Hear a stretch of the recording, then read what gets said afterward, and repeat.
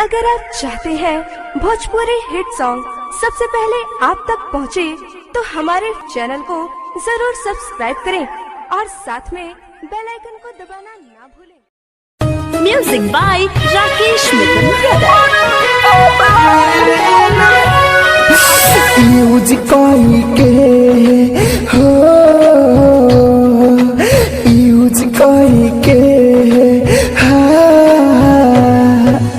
Music के फेंकिए रे दिहलो दिल हमारो कबारे ना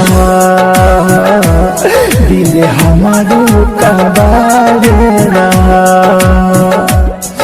जबे चाहबू फेंकिए रे दिहबू इत कवानो जोगारे ना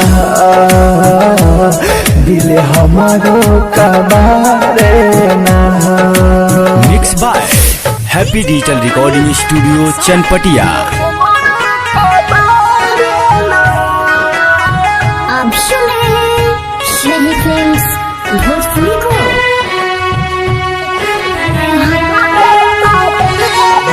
अब केहू ना प्यार साचे कर पाए, जिए मरे के क्रिया कबू खाए।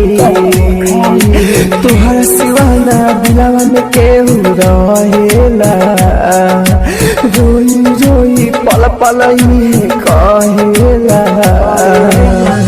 तुहरे ऊपर तुहरे ऊपर तुहरे ऊपर डाइए रे दिहने दिल हमारो पहाड़े ना दिल हमारो कबाड़े ना। Presented by unique films. Snehi films Bhojpuri की शानदार प्रस्तुति। राहुल राजा धान के छोड़ के जाता रो, जवाला बॉय भाव के भूलाता रो। अमितियासी करेला रिक्वेस्ट हो, प्यार के हमारा करिया जानी बेस्ट हो। उतारी नहीं उतारी नहीं उतारी नहीं कबूरी रानी इत कवनो बुखारे ना